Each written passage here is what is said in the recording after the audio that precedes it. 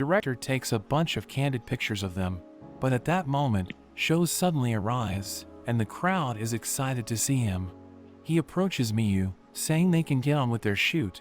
He pushes her up against the wall, wanting to ask her out for drinks, but Yuya can see she is uncomfortable. He interrupts them, and Sho wonders who he is. Sho tries to punch him, but Yuya throws him away. Everyone is shocked, and Yuya thinks about how slow the punch felt. He worries about causing a scene, thinking he will be in trouble for beating up such a good-looking guy, but the crowd cheers for him, thinking he is so cool. Sho wonders how he lost, even though he does boxing. The director tells him to leave, because they caught everything in 4K. Sho runs off, and Miyu thanks him for his help, revealing that Sho has been following her around, and she didn't know what to do about it. But the director says that Sho's behavior has always been bad, and with this, he is unlikely to work again. He wonders if Yuya is interested in doing more modeling. Yuya thanks him for giving him the opportunity to work with so many professionals, but he thinks he isn't good enough to do the job properly, so he ultimately turns them down. The director respects his decision, and they end up giving him all the clothes from the shoot as thanks for his help, because they weren't able to pay him since he is just an amateur. Yuya thinks having the experience was enough, but the director says it's only natural to be compensated for work, especially since he was the one who saved them, so Yuya accepts it. Miyu hopes to work with him again in the future, and they wish him good luck.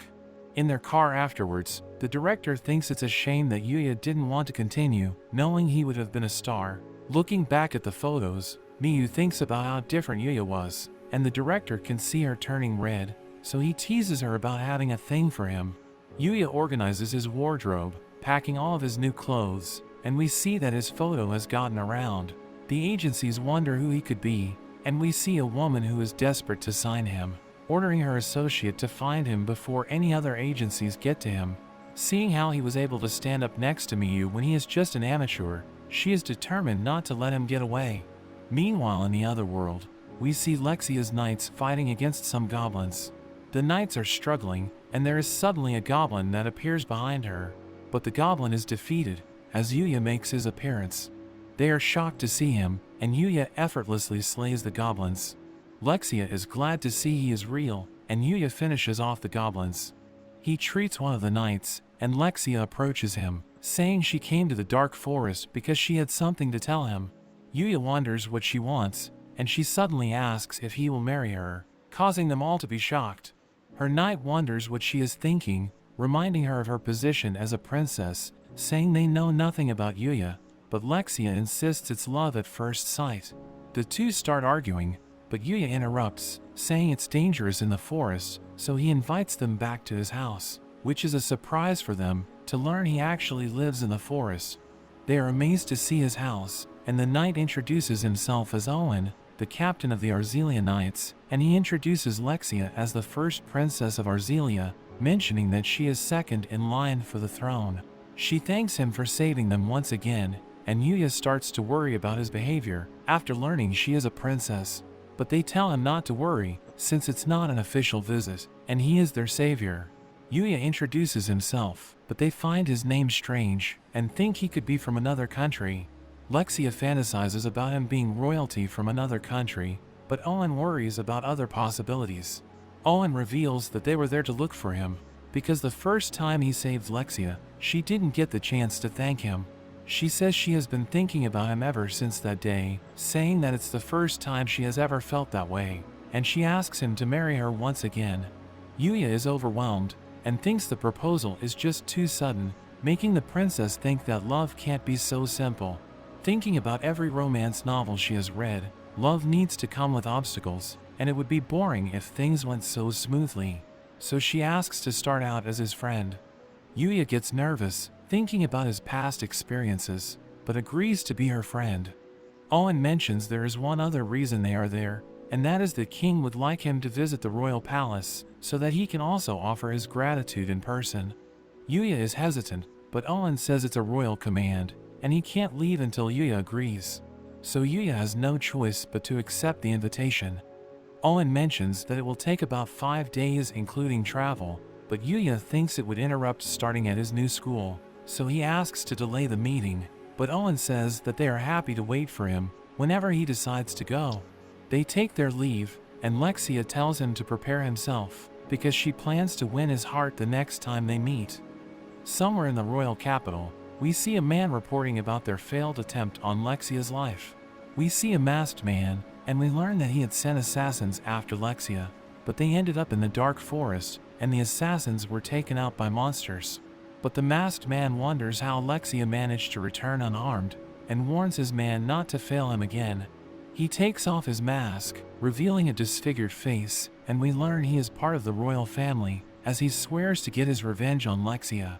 Back at Yuya's house, he marks his calendar for when he plans to see the king. He puts on his new uniform and leaves to start his first day at the academy. Everyone stares at him as he walks, thinking he must be some kind of famous model. When he arrives, the director greets him, but apologizes because he doesn't have time to talk, but tells Yuya to remember to just enjoy himself at the school. Yuya is introduced to the class as an official student, and we see Ryo and Shingo who are happy to see him. We cut to a soccer game, and we meet a student named Roy. He scores a goal, and all the girls cheer for him. Yuya watches from the sidelines, impressed at his skill, and he is approached by a girl named Kaide. She wonders why he doesn't join the game, but Yuya says he doesn't have his gym clothes yet. We see Roy as he goes up against the opposing team himself, but he tricks them, passing the ball to his teammate Akira. Akira rushes at the goal, preparing to use his special move, but he messes up and kicks it straight at Kaide. However, Yuya manages to stop it and even scores a goal in the process. Everyone is shocked, wondering how he moves so quickly. He checks to see if Kaide is okay, but she is left stunned by his riz. Akira comes rushing over to apologize, swearing to become her servant, but Kaide says she is okay and turns him down. Ryo vouches for Akira, saying he is just a bit quirky, and Akira thanks him for saving the both of them. Later on, we see Kaori as she goes to get changed for gym class. All the girls are talking about Yuya, thinking he is like a prince. Kaide tells her about everything that happened, and the girls think he must have a girlfriend since he is so cool. But Kaori and Kaide both insist that nothing has been confirmed. During his next class, Yuya waves to Kaori who is down on the field. But suddenly, some delinquents come bursting in on motorbikes. They surround the girls, swinging their bats, and all the students check out the commotion. They recognize the group as the Red Ogres, the most dangerous delinquent group in the area. Yuya recognizes them, and sees his siblings with the group. Kaori wonders what they are doing at their school, and Yuya's brother Yuta points her out as the director's daughter. Kaori recognizes the two of them, and they say they are there to get back at her for looking down on them and accepting Yuya into the academy. Kaori warns them that the police are on the way, but Yuya's sister Sora thinks they have time before they show up, so they plan to abduct her as payback. The goons surround her, and things are looking bad. Yuya wants to save her, but finds his legs shaking. Even though he has fought far stronger opponents in the other world, he has emotional damage facing the bullies. His friends worry about him as he panics, but he manages to snap himself out of it. He opens the window and jumps out, shocking everyone since they are on the 4th floor, but Yuya lands unarmed. He charges in, confronting his old bully Araki, who says it's time to teach him a lesson. He sends his boys at Yuya, but he easily dodges all their attacks and disarms them all in an instant. Araki tries to attack, but Yuya runs right past him, focusing on saving Kaori. But he is stopped by an enormous guy named Amori. The guy charges at him, but Yuya doesn't even budge, and he throws him to the side. Yuya gets to Kaori, checking to see if she is okay, but the boss of the gang charges at Yuya. Yuya manages to dodge, but the boss attacks with his bike.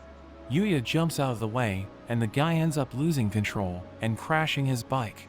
The boss is knocked out, and the police arrive. All the delinquents are arrested, and the students are told to get back to their classes. Yuya makes sure Kaori is okay, and she suddenly becomes weak, but Yuya catches her, and they share a moment. Meanwhile, Yuya thinks that the Red Ogres were useless, but he suddenly gets choked by the boss, who blames him for their situation. Sora begs for him, but she just gets kicked away, and Yuya continues to be choked. But Yuya gets in the way, breaking them up, and Yuya thanks him. The boss charges at him, but Yuya just stares him down.